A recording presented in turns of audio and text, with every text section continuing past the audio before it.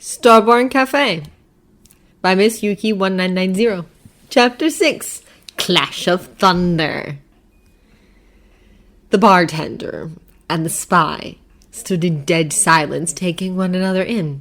Harrivan was the first to move by lowering his hands to his sides, deceivingly relaxed in his easy stance, and Fury followed by taking a step forward and looking around the empty cafe with obvious disdain. "So this is where you've decided to hide," Fury commented, making Ven raise an eyebrow. "I prefer to call this my retirement hobby," he answered lightly, and Fury stopped in his tracks, turning to face Ven with lips tilted in a sneer. "Look at yourself," he muttered disdainfully. When Fury took a few steps towards Ven and stopped maybe 2 feet in front of him, Harrivan's jaw shifted, teeth pressed tightly together, and the viridian jewels he had for eyes darkened with an unspoken warning. They were almost the same height, although Ven's build was more on the lithe side while Fury was bulkier, but no one could ever say which one of them was more threatening in his deceptively easy stance at first glance. If they would take a closer look, though, they would immediately see that Harrivan seemed almost at ease, subtly prepared for anything, while Fury stood tense in front of him, taking the bartender in with a displeased glare. "That hair must be getting in the way constantly, and you look like you've neglected your physical training as well." Fury spoke tightly. "I've resigned from the Force, Fury," Ven answered, shoulders straightening. "I don't plan to fight anymore. I've done my fair share of public service." "Thank you very much!" A cold wind danced across Ven, ruffling his hair and clothes, and Fury's eyebrows narrowed. "But you didn't give up your magic, as it seems." Ven tilted his head to the side, eyes cold and lips set in a firm, thin line. "My magic is a part of me, as you well know." Fury snorted and started to circle Ven. "What are you doing here, either way?" Fury stopped in front of Ven again, gaze darting all over the lithe body dressed in form-fitting black clothes. "I was surprised to see that Tony Stark was investigating him. I wondered where he came in contact with you, and imagine my surprise when I found out you were the owner of these..." Fury glanced around with a snort. "Cafe!" A blind man would see what Fury thought of Starborn Café. "I was even more intrigued when I found out the whole team came here, and that Dr. Banner has become your regular customer." "Why are you following them?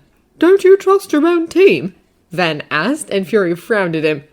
"I think you know their history. They agreed to fight for you. They fought for themselves, and yet they remained together even after their services were no longer needed."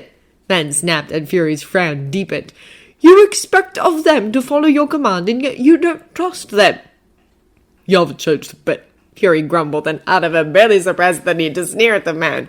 "Talk about a pot calling the kettle black." Harrivan pressed out through his teeth. "You are still playing the mysterious super spy, pretending to know everything and unnecessarily risking the mission because you keep information from your team, only giving them the bare necessities, which reminds me." Ven took a step closer to Fury, hardly an inch away from the spy, their noses practically touching. "Do you still tell a different fraction of a story to each member of the team, if I remember correctly?" Ven's voice dropped for an octave or so. "That was always a nasty quirk of yours, since it left everyone guessing whether they could trust their teammates to watch their backs or not." "If I remember correctly," Fury growled, good eye darkening with a silent warning, "my way of doing things saved this world." "No!" Ven bit out. "It was their will and their love toward this world that made them fight." He took a step back, feeling as though he would lose control if he remained close to Fury, but he was wrong. It wasn't enough. "I was there, Fury," he spoke in a low tone. "I saw their fight. Where were you at that time?" Fury snorted and sneered. "Again with that. The commanding officer is supposed to be the one in control of things." "The commanding officer isn't supposed to be a mystery to his team." Then snapped, and the fires burning in the fireplaces seemed to grow stronger for a single second. "You expected them to trust you and to fight when you tell them to. How do you think that will work if you come to them only when you need them? How do you think that will work when they don't trust you? You keep to the shadows and you hide behind an image of a tough spy, but all you are, and what you always have been, is a coward who is better at gathering intel than doing any real work." In the next moment, Fury was on Harrivan with a hand wrapped tightly around the wizard's neck. but the spy tensed up a breath later, glancing down at a hand pressed into his stomach, feeling sharp claws, which replaced blunt nails, even through his thick shirt, and the dark glare of Ven's darkened eyes all but challenged Fury to make a move. I guess I was wrong. Fury spoke lowly, staring deep in Hardivan's gold eyes. You can still be the murderer you once were. He let go of the wizard, and Hardivan took a step back, claws turning into nails, with a hardly audible snick. At least I was never a coward, Hardivan answered, taking a deep breath through his nose to calm himself. You are the coward here, Hardivan. Fury hissed. The world still needs you, and what are you doing? Serving fancy drinks to drunks and homeless people when you should be out there fighting for what is right. Ven snorted and straightened to his full height. You don't have to be a fighter to save the world, Fury. He spoke calmly, apparently regaining his composure. The world ends for someone every day, be it because they lost hope in life, because they lost someone they loved, or for any other reason. The spy's frown grew darker, while Hardivan relaxed slightly and looked at one of the fireplaces, crossing lean arms over his chest. I have fought for most of my life, Fury. He spoke in a quiet voice, and Fury found himself taken aback by the sudden change in atmosphere. I have seen and done things you can only dream of. You think your Avengers saved the world? Ven looked at Fury, gaze full of something yet unnamed. They saved it, what, once? He snorted. You've read my file, I know you have. We've worked together once, and you think that you have the right to march in here and lecture me on anything. Do you really think I've been sitting idly for the past 8 years? I've been keeping watch over a lot of things. I don't have to tell you that S.H.I.E.L.D. managed to attract my attention. All those weapons. Then tisked a few times, and Fury tensed up. Hardivan's arms fell to his sides, and he took a step towards Fury, who straightened and squared his shoulders, jaw shifting as he clenched his teeth. Remember this, Fury, Hardivan whispered. You either die a hero or live long enough to see yourself become a villain. Scratch the surface of any hero, and you'll find a monster lurking beneath. Fury tensed up at the implication of Hardivan's words, but the bartender paid him no heed. Now, I have never said this before, and honestly I never thought a day would come when I would have to say this to anyone who entered through that door, but I guess hoping for that was too much. Hardivan's head tilted forward, eyes glaring at Fury from under messy bangs. You're not welcome here. Turn around and leave. Next time, you will find the door locked. Fury swallowed audibly, clasping hands behind his back, gaze darting over Hardivan's body as though he was cutting him into his memory. You know where the door is, Fury, Hardivan murmured in obvious disdain before slowly turning his back on Fury. Don't let them hit you on the way out. Fury and turned on his heel, marching towards the door, only to stop with his hand hovering over the knob. Just so you know. He looked at Hardivan over her shoulder, finding the bartender's gaze following him through the reflection in the mirror behind the bar. I've forwarded a few things to Stock. I've no doubt that by now they know everything. Do you think they'll see you in the same light now as they did before? Ven tilted his head back a little and looked at the mirror above him. The shadows were shifting almost furiously in it, and Ven's lips tilted into a small smile before he bowed his head and shook it slowly. Not everyone is as distrusting and judgmental as you are, Fury. They may see me differently, but I don't think they'll consider me an enemy and a threat. We'll see about that, Fury said, stepped out and slammed the door closed.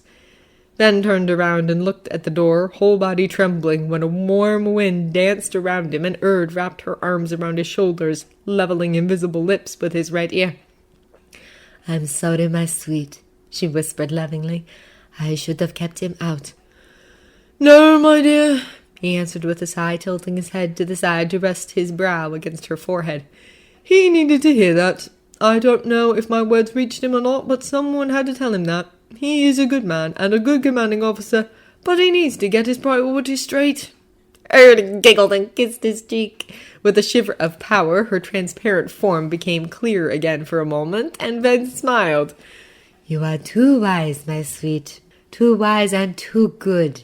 Ven laughed dryly and shook his head. I only wish I had this wisdom 20 years ago. Past is past, sweetness. Let it rest. Ven nodded, and Erd's form disappeared when a whisper of chiming little bells announced someone coming. Will you be all right? We'll be fine, he answered in his thoughts, and in that moment the door opened to allow a young woman in. She looked around shyly and blushed when her eyes settled on Ben, who gifted her with a welcoming smile. Hello? Are you open? She stuttered, and Ben bowed at her. Always, he said, and her pretty eyes widened. Welcome. Please take a seat. Fury was seen in town. Natasha spoke from where she was leaning on the doorframe of the door leading into the lab. Tony and Bruce, who were checking something on the computers, turned to look at her, and Steve and Clint, who were locked in a game of chess, stopped and raised their heads. You think he knows we know he's following us? Tony asked uncaringly. Natasha shrugged and entered the lab. She walked over to the table in the middle and leaned back against it with her arms crossed over her chest. Where was he seen?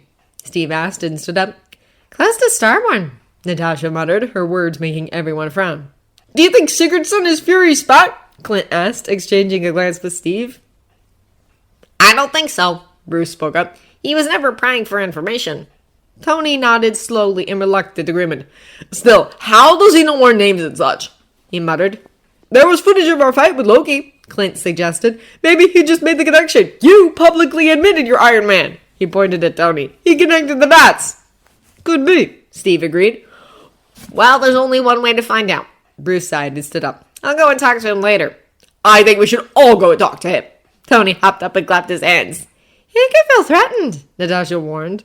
If you were him, would you really be threatened by a few humans? Tony drawled. With the exception of Bruce as the Hulk, I don't think any of us stand a chance against him. Even if only half of what was written in Sigurdsson's file is true, I don't think we managed to take him down even in an unfair fight. So we all go? Steve asked, glancing at each of his teammates respectively. We have to take into account that he might know we're coming, Tony said. I dug around my information. I thought I found a few things too easily concerning the status of the files. I have a feeling Fury might have had his fingers in this. The only thing that comes to mind as to why he could have gone to see Sigurdsson is to warn him of us knowing the truth. Or he tried to recruit him, Steve countered. Not that I know Sigurdsson well, but considering everything, I don't think that went well, Tony drawled. We'll find out tonight, Bruce said and turned to the screen again. What if we don't like what we'll find? Steve asked, and Bruce frowned, ducking his head. A moment later, he looked up and straightened. We'll cross that bridge when we get to it. Did they say anything about a storm coming on the news? Steve called out and looked at the sky. Ominous clouds gathered above the city, and ever so often lightning would flash, sending a shiver of expectation down everyone's spines. Winter is coming, Stripes. Tony pulled his cloak tighter around himself. We'll have blizzard soon enough. A small storm shouldn't be a problem. But there isn't supposed to be a storm tonight, Bruce said as they hurried down the street towards Starborn Café, the growing chill of the evening making them run. The TV guy is not a prophet right now. Hurry it up, my reactor is freezing, Tony snapped, and they all but ran into Starborn Café, making Ven look up from the glasses he was polishing in slight surprise. You didn't tell me they were coming, he said to Erd over their mental link, drying his hands on a hand towel before he rolled the sleeves of his tight black turtleneck down. I didn't know, Erd answered, sounding just as surprised as I'd have been felt. Good evening, he said while the Avengers took their cloaks off. The inside of the cafe compared to outside was practically scorching. Good evening, man. I'm sorry we rushed in like this. I hope you weren't about to close. Bruce apologized in everyone's name while they hung their coats on the hanger by the door. I never close, Bruce, Hadovan assured his friend. This cafe is always open. They know. Hadovan tensed up at Erd's whispered warning. They know everything, but they aren't here as a threat. Even though those words should have reassured him, and even though he knew the Avengers weren't there as enemies, Hadovan still didn't relax. Licking suddenly dry lips and doing his best to at least appear calm, Hadovan offered the Avengers one of his usual smiles and steeled his stance. I'll pull the tables by the fire together, he offered and turned his back on them. You must have frozen outside. Wouldn't it be easier with magic? Tony spoke up and Hadovan froze in his place. The Avengers didn't miss the minute tensing of Hadovan's shoulders or the way his hands fisted by his sides for a mere second. The moment was gone as soon as it appeared, and Hadovan turned around slowly, looking at them with glowing emerald eyes, sending a shiver down their spines. You're right. He flicked his wrist, and within seconds 3 tables were joined in front of the fireplace with 6 armchairs arranging themselves around them. The Avengers openly gaped at that small display of magic. It is easier this way. Harrivan smirked and faced them fully, clasping his hands behind his back. Now, why don't you take your seats? I'll prepare drinks for all of us. Their jaws snapped closed, and they immediately rushed over to take their seats, while Harrivan walked behind the bar, taking his time preparing their drinks, if for no other reason than to buy himself time to regain his composure. Calm down, sweetness. I'm here for you.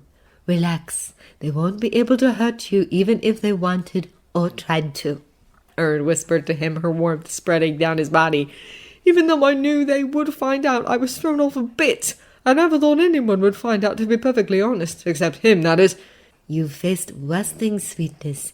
Don't worry, you'll be fine. I know, I don't know what's wrong with me, he answered his invisible companion. Fury's visit has shaken you up. Your magic has also increased. You are bursting at the seams, my sweet. You must calm down. Ven swallowed and took a deep breath, finishing the drinks and taking a tray. I know, wincing when a spark of green electricity glimmered around his hand as he reached for Bruce's drink. He fisted his hand and closed his eyes for a moment, and taking a deep breath. I just can't help it. Use your magic, Harrivan. You are upset and it is building up within your core. In front of them! He looked at the Avengers and found them murmuring amongst themselves, almost pointedly avoiding looking at him. They already know then.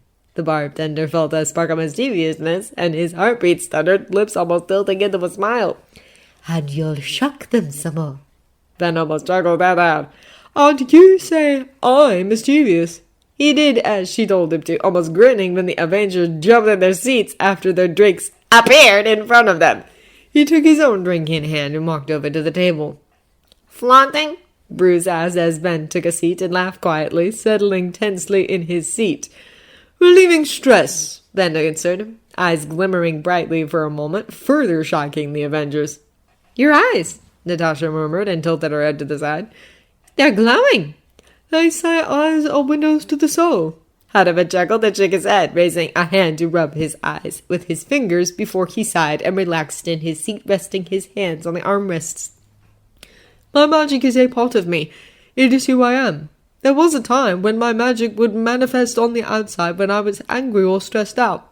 A smile full of nostalgia and melancholy tilted his lips. You have no idea how many valuable things I broke in my headmaster's office on several occasions. Even though the situation was quite tense, the Avengers couldn't help but laugh quietly. Seeing that, Ben's eyes slowly returned to normal, and he completely relaxed in his chair. So, did they change color? Steve asked, and Harrivan shrugged his shoulders elegantly. I wouldn't know. I don't exactly look into a mirror every time my emotions get the better of me. Steve blushed and ducked his head when Ben threw him a small sly look. Right, Steve muttered sheepishly. But, Nan stressed out, and Steve looked at him again. I have been told that my eyes turn black when I'm about to lose control. When I was still young, I was prone to getting angry a lot. Many things were hidden from me, and when I found out, I was filled with anger. He closed his eyes and placed a trembling hand over his heart, fisting it loosely in his shirt, suppressing a visible shiver when two invisible hands settled on his shoulders. Ben? Harrivan looked to his left and found Bruce looking at him with understanding and compassion, and the bartender gifted him with a small smile. With time, I have learned how to control myself. I found my balance. Bruce's lips tilted up, and he gave a gentle squeeze to Harrivan's left hand. Some of us accepted our powers right away, he spoke, glancing at Steve. And some of us feared them.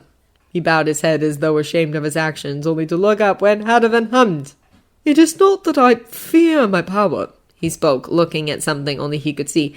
It's that I fear what I could do to the world with it. He shrugged and crossed lean legs under the table, gifting everyone with a gaunt smile. So I keep it in check and face my feelings openly. I found that bottling anything up would only lead to it bursting at the inappropriate moment. Bruce nodded. That's why you spoke to me about balance. Van chuckled dryly and shook his head. You think the Hulk is bad when he is angry? He spoke in a low voice, eyes turning a darker shade of green. I've seen Hulk fight, trust me. He can't hold a candle to my anger. Wait, you two break a grade too? Tony asked almost carelessly, but there was a wariness in his gaze which made Van laugh lightly as he looked at Tony. His eyes darkened to almost black, and he tilted his head to the side a bit, bangs casting a shadow over his face, giving him a mysterious, dangerous look that made the businessman shiver involuntarily. No, Mr. Stark. I think the world will be much safer if I only turned into Hulk when angered. There is little that can stop me when I lose control. I'm not underestimating you, don't think that. But you alone would stand no chance against me. You can ask Fury. He will be more than glad to confirm that. Fury was here earlier today, wasn't he? Natasha asked. Yes, Ben confirmed. We've come to odds the time we worked together. It was just before I resigned from the force. He believes... He started to chuckle. He believes that I should be out there fighting, considering that many wizards still know about me, and not that I want to brag, but they are still somewhat afraid of me. I believed that I am more useful here than outside fighting battles in which I would most likely bring more harm than good. And even if it is so, you say you were there when we fought, Clint said, and Ben nodded, eyes filling with memories, and a small shiver shook his body, surprising the Avengers. Yes, I was there, he admitted. I was debating whether I should join your fight or not. In the end, I was doing my best, staying in the shadows and protecting the people from the rubble.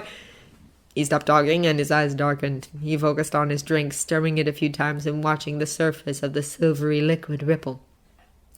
To be perfectly honest, I didn't want to be found.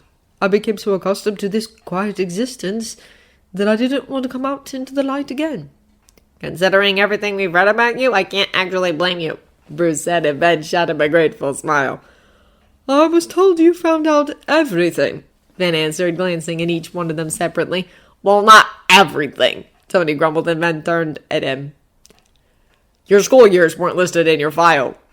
At that, Ben laughed and shook his head. I suppose that's because the Ministry of Magic doesn't want to look too bad.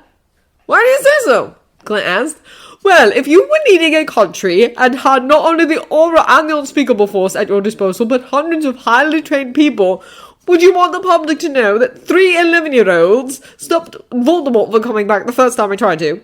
Would you want them to know that a 12-year-old killed a basilisk, or that a 13-year-old faced a werewolf and survived while fighting off hundreds of soul-sucking creatures all on his own?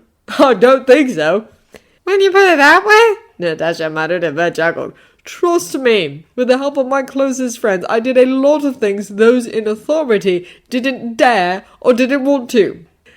By the time I was 15, people were prone to say I either had a hero complex the size of the universe, I was very courageous, or very, very stupid. What would you say? Tony asked, and Ben hummed and looked at the ceiling. The bartender was quiet for a few long minutes before his lips tilted up and expression morphed into one of melancholic tenderness. I would say a little bit of everything. I don't think I have to explain to you, Mr. Stark, what it means to have a name to live up to. Tony nodded shortly and took a sip of his drink. He swallowed and relaxed in his chair, licking his lips while tilted up.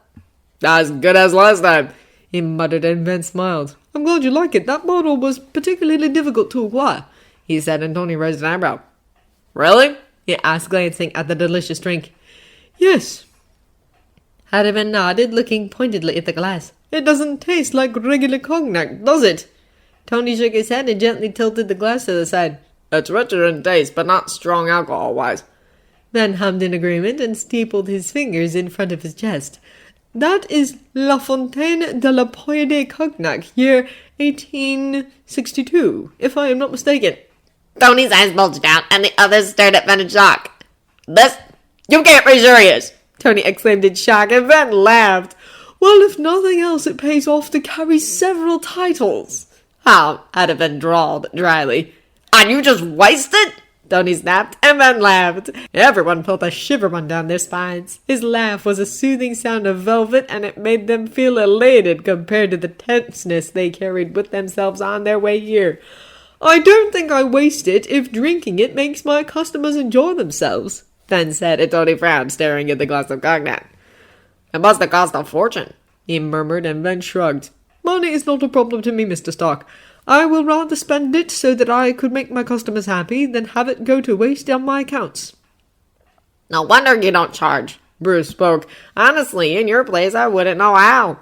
Ben looked at Bruce with eyes full of tenderness, lips tilted up into the smallest and gentlest of smiles. I didn't open this cafe to make money, Bruce, he spoke in a quiet, tender tone. Many times in my youth I just wanted to find a place where I could hide and be just a face among people. Some place where I could drink a warm cup of tea and talk to someone who wouldn't judge me or gawk at me or anything. I wanted to open such a place. I hope I managed to do that. You went from a super secret agent to a humanitarian bartender, Clint summarized, and then juggled. In a way, yes. What did Fury want with you? Natasha asked bluntly, and Ven's expression fell slightly. He saw that you were investigating me and found out where I was hiding, I believe was the way he put it. Tony snorted while Bruce rolled his eyes. Hiding. Right, Bruce muttered, and Ven smiled gratefully. I guess he wanted to recruit me, although he chose a wrong way in approaching that subject. When I think about it, I all but threw him out before he managed to get to that part, if he even wanted to. He doesn't know the meaning of retirement, does he? Steve asked, and Ven shook his head, laughing quietly. No, Mr. Rogers, I don't believe he does. Steve, you may call me Steve, Captain America offered, and Hadaven tilted his head forward in a bit of a small bow. And you may call me Hadaven or Ven, whichever you prefer. What is this thing, anyway? Clint asked and pointed at his empty bottle of beer. That is butterbeer. Hadaven shifted in his seat a bit, lowering his right leg and crossing it with the other, resting most of his weight on his left forearm. It is a wizarding beer for children because of the very, very low percentage of alcohol. I thought you and Steve would like it, considering the condition of your gallbladder and Steve's aversion to alcohol. Clint raised an eyebrow at that. How did you know? He asked, and then gifted him with a mysterious smile, eyes glimmering mischievously. I have my ways, he drawled. How do you call my drink? Natasha asked. It's called Devil's Trap. Its ingredients, while strong in flavour separately, when mixed correctly, should calm the mind and warm the body. I hope it works. Natasha nodded, took a sip of her drink, relaxing against the backrest of her armchair, enjoying her Devil's Trap. What did you get pepper? Tony asked. Sweet Mirage. Due to her condition, I thought I'd prepare something that would satisfy her need for sweet things while stopping her diabetes from acting up. Hadaven explained, leaving everyone in a state of confusion again because only Tony knew that Pepper was suffering diabetes. You know a lot of things, Hadaven, Steve said. I hope that one day you will feel comfortable enough around us so that we can find out your secrets.